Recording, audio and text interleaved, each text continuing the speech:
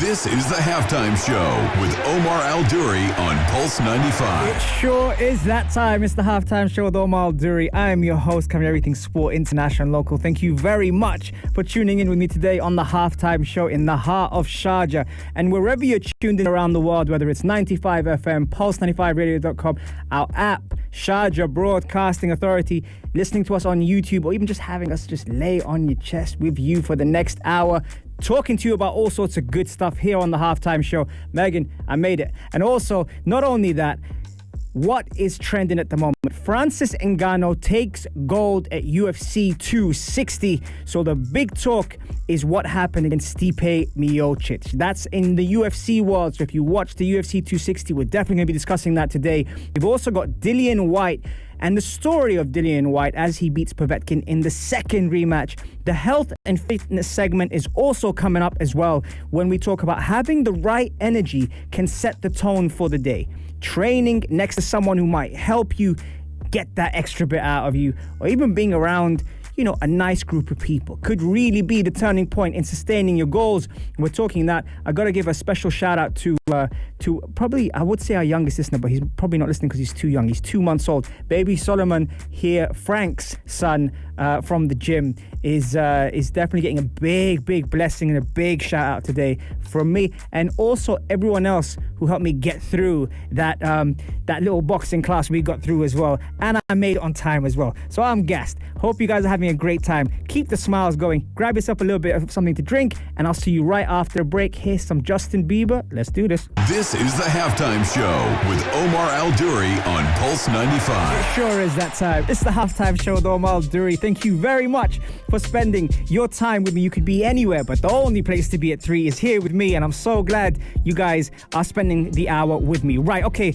Now, in the beginning of the intro, I gave a little shout out to Baby Solomon who missed the shout out. But then again, we can forgive him because he's 2 months old.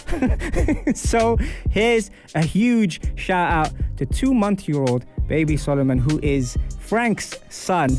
And, an amazing guy Frank is, man. Love seeing him at the gym as well. Full of spirits. So there's a shout out to you, Frank and Baby Solomon. Right, okay. So what's coming up on the show today? We've got Francis Ngannou. Man, what a story. Trying to leave his country 7 times, being sent back, at the border, trying to swim, trying to just get out of Cameroon and being able to try and follow his dream. Well, finally, he wins gold at the UFC Championship. He is the heavyweight champion, and wow, what a story at UFC 260. We gotta talk about that, and nothing to take away from Stipe Miocic. Stipe Miocic is a huge, icon when it comes to UFC. 10 years, dedicating himself to the sport and defending his title so many times and being up there with some of the best fighters ever. Now, here's the thing: when it comes down to UFC, when it comes down to the new wave of champions, so to speak. If you look at people like Francis Ngannou, people like Adesanya, Kamaru Usman, they're all coming out of Africa, and they're all coming out of strong African roots where they genuinely are patriotic about what they do. Sometimes, obviously, you have someone that is from somewhere but grows up somewhere else and then represents that country, which is fine as well. But what I love about this story here with Francis Ngannou is he's always been true to where he's from. He's had troubles talking about his past. You can imagine his mental fitness is unreal. People have told him that he can't do it. He lost to Stipe Miocic before, but Stipe Miocic was 15 pounds heavier. The ring wasn't as small as now. The cornerman wasn't Kamaru Usman. The approach. Now, we always talk about fight IQ, and we always talk about, how different fighters have different skill set. And in the skill set is the strategy, the planning, the timing, the precision. Now, when you look at Francis Ngannou, you see the power. You see, so many factors when it comes down to this monster of a fighter. But what was the difference in him winning against Stipe Miocic? Against Stipe Miocic, he had a plan. He had another champion in his corner, Kamaru Usman, telling him to be calm, to be composed. When you play a computer game and you look at the bars on the top right and the top left of the computer game. You gamers will love this. Afternoon Karak will love this as well.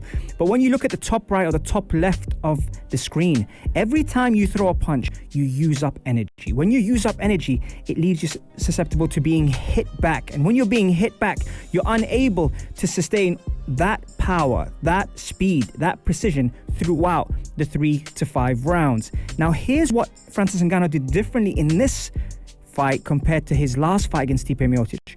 He was able to, even when he landed, even when he was striking the right way, he didn't rush into it to try and finish it early. He was able to compose himself, pick his shots, and the turning point, people will say, is stuffing the takedown. But here's the thing, with Stipe Miocic being 15 pounds lighter, to be able to actually stuff a takedown, you have to be able to take the weight that's put on you. And here's the strategy behind the fight game. When you have that weight, and maybe this was, something coming into the fight that Stipe might have got wrong.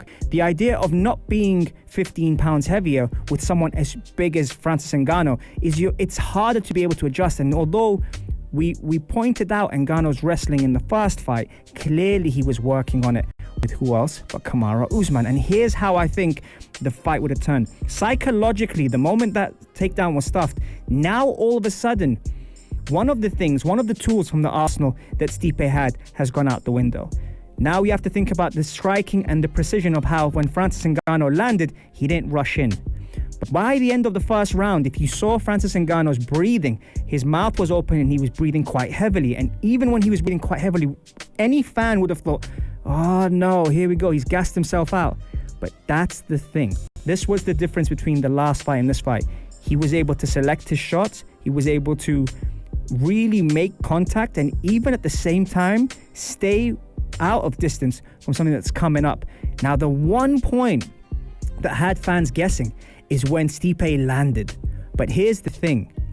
When you land a shot like that, the worst thing you can do is try and go straight back in to that dinosaur. And that was how it came out. As soon as he came into the line of fire, boom, there was the knockout again. And that is unfortunately how the fight ended for Stipe. But that's exactly how breaking up this fight was very interesting for the gamers that play, all sorts of games on online, and you see the power on the top right-hand corner, left-hand corner of the screen go down, and you have no energy left. And here's how the strategy of Francis Ngannou was absolutely spot on coming into this fight. And by the way, it wasn't just this fight, but everyone's talking about it because of the story of Francis Ngannou, because of where he's come from, because how he's been told he can't do things.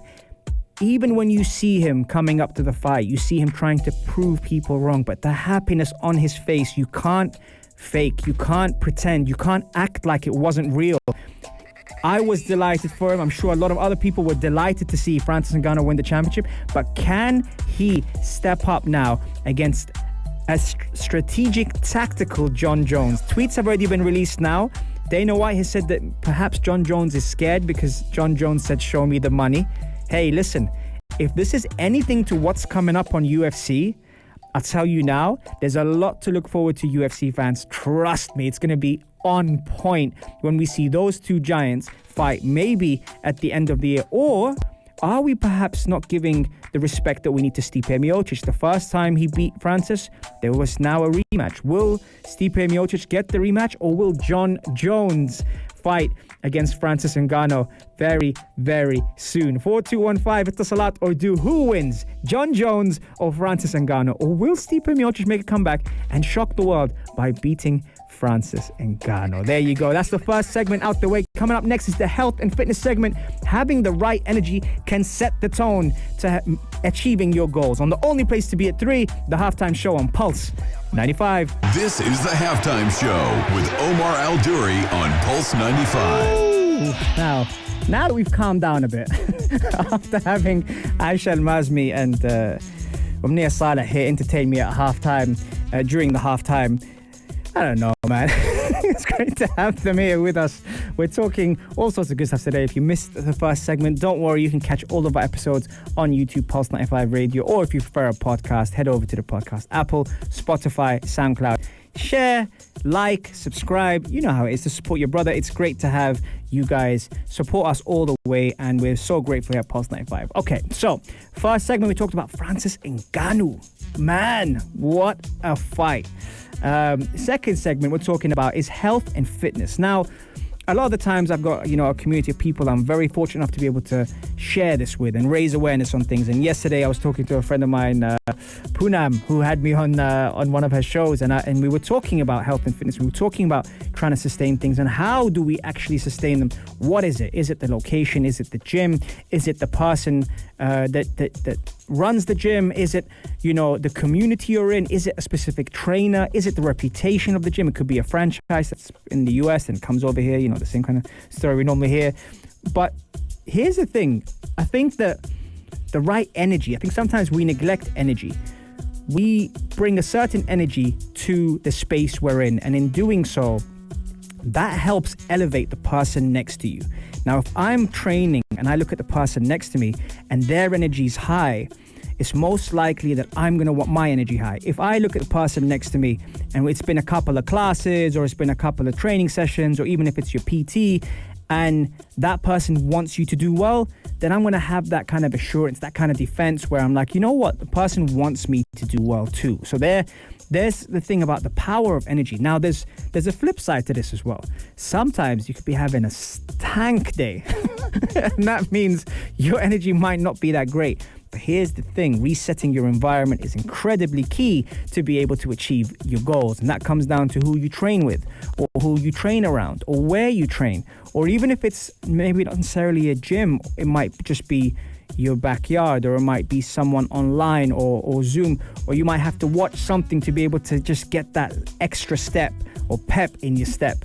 Because, as coaches, we have a responsibility. We have a responsibility to bring out the best in people, to be able to help elevate them, not just physically. See, that's the thing that we always turn to, always look to and say, yeah, physically, I need to be here.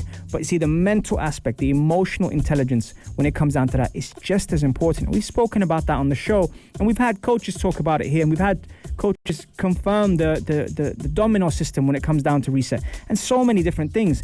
But it makes such a big difference when you're able to elevate those around you, because all of a sudden you start to build, a relationship with the community that you have. You can see them grow. You can see them do things. You can see them, prove themselves wrong sometimes. I have a friend at the gym called Kareen, who, again, is someone that is breaking all sorts of incredible, barriers. She's breaking the stereotypes of whether it's age or whether it's, gender or whether it's whatever you feel, culture.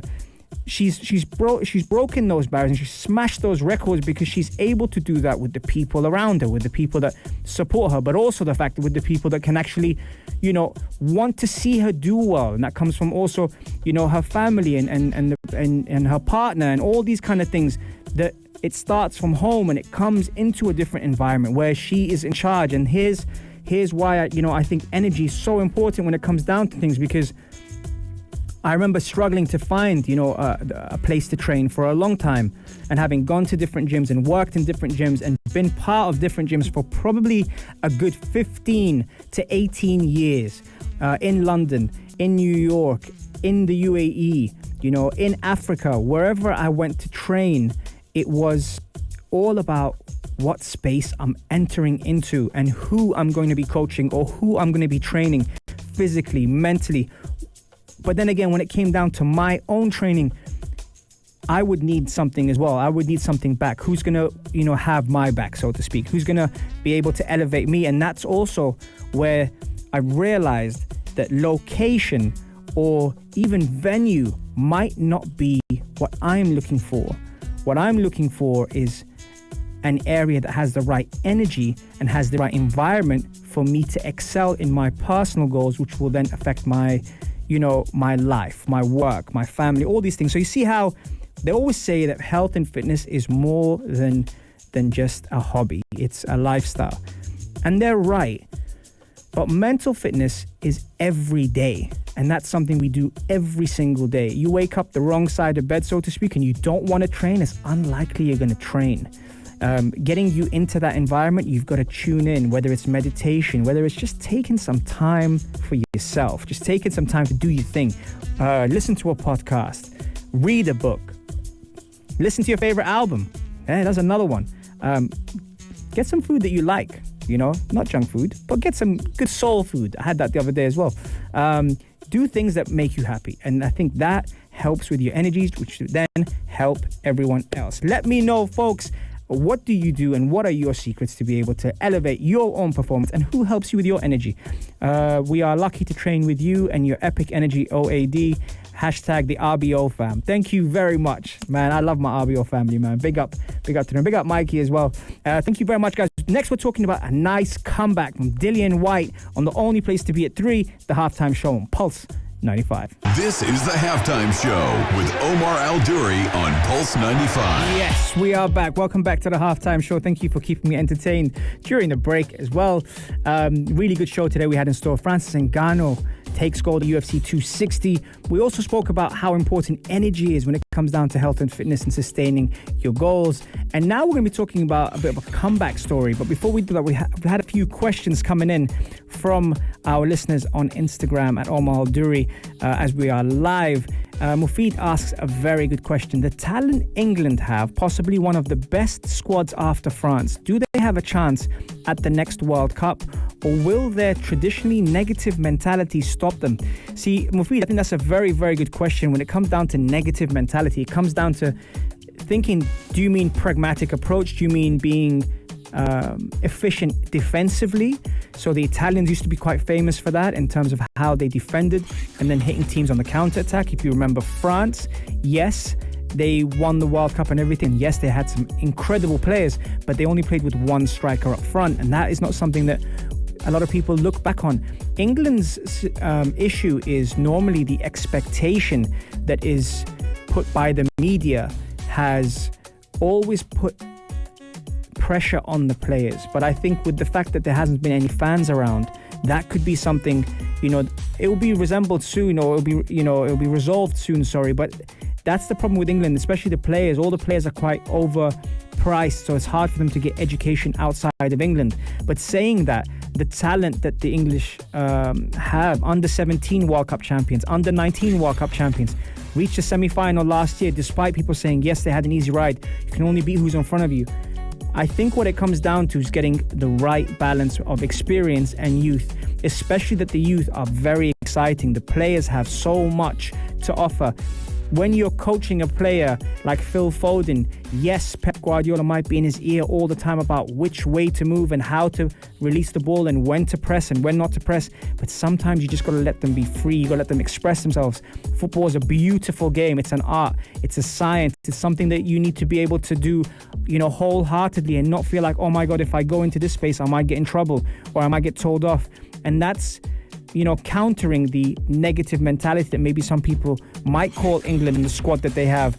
And that's how I think, the approach is very key from Southgate. He has some incredible players at his disposal. Maybe apart from the centre-back partnership, and if Nick Pope starts, then I think they'll be okay. But the fullbacks, they have incredible fullbacks. When you think about their midfield, they have a solid, hard-working midfield. When you think about their wingers, they've got some incredible pace up front. When you think about their strikers, they've got strikers that people would want all around the world. So they have no excuse not to achieve. But the World Cup is going to be a huge ask. Now, talking about comebacks, everyone likes a comeback story, and Dillian Whyte faced Povetkin in the boxing world.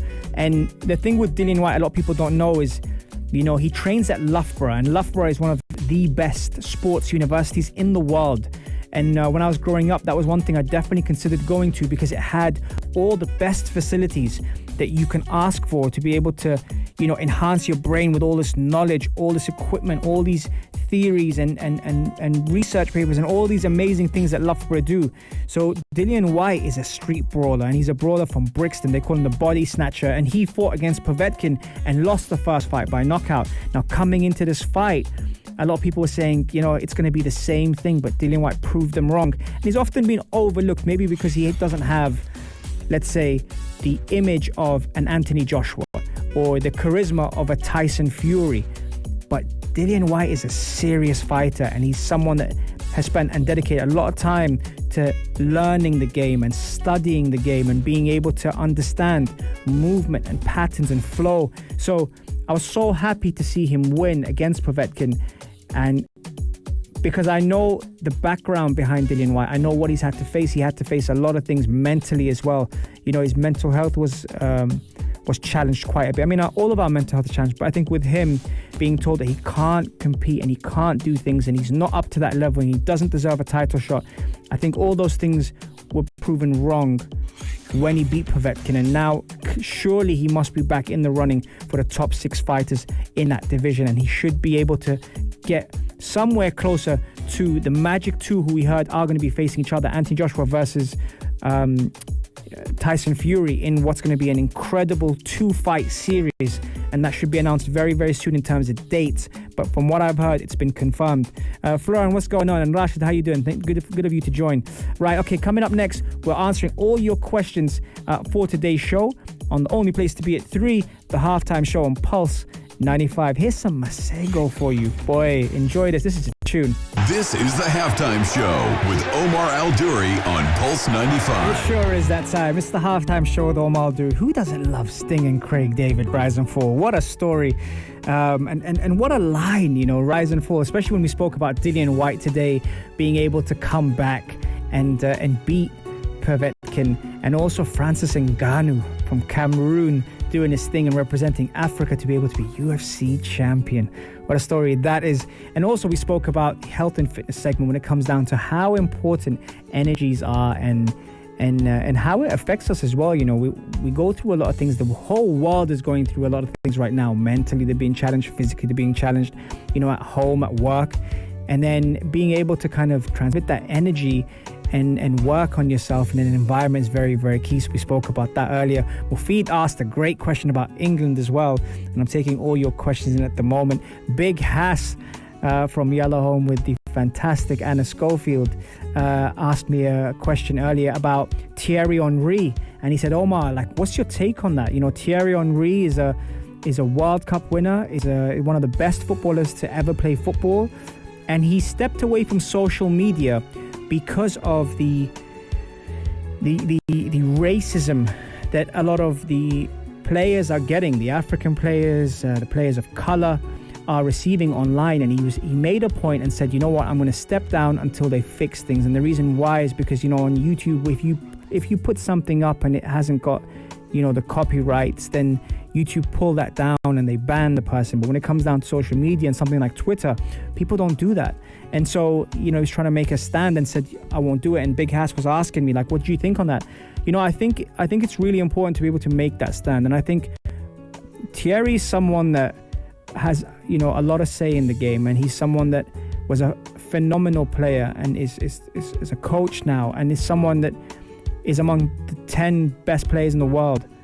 But here's the thing, if players like Thierry don't make a stand, if the big names, the names that we want to hear from, don't step away from social media, then I don't think, you know, that stand will be as strong as I think Thierry wants it to be. You know, they've got Kick It Out in terms of racism. They've got, you know, Stand Up, Speak Up. That was a campaign. I don't know if you remember the black and white bands that they used to have. Actually, it was one of my favorite campaigns was a racism campaign, anti-racism campaign that they had, and they were standing up for what they believe, and they had all these players get together to be able to stand up for Black Lives Matter and for all lives matter as well. But here's the thing, you know, we heard different people responding. We heard one person not take the kneel who was off color. We heard a whole team that didn't, apart from one player. So I think it has to be a very common ground. It has to be something where, if you think about influencers or ambassadors and those people that have a voice, if you think about them getting together to be able to stop social media, and then all of a sudden we don't have access to them, then that might end up affecting the pay and the money that goes towards social media and the brands, which will then get together to unite to, you know, put a stamp down on these things. So whilst I understand where Thierry's coming from and I understand what he's trying to do, but here's the thing, Messi, Ronaldo, Mbappe, Neymar, those players who have that say, if they stopped social media now, and they're not all from Africa, then we start to take note even more. So yes, as much as we're upset that we won't be able to reach the players that we like and everything, but then again, that's the way forward. So maybe Thierry has done the right thing in doing so, but it's important that we unite together to do that. Anyway, we have reached full time on the halftime show. I hope you enjoyed it as much as I have, man. I'm buzzing. After my class today, I came straight into the radio, and it was nice to be able to spend this time with you. I hope you guys have a fantastic day. I'll be back in on Wednesday, same time, on the only place to be at 3, the halftime show on Pulse 95. Stay blessed, guys. Have an incredible day.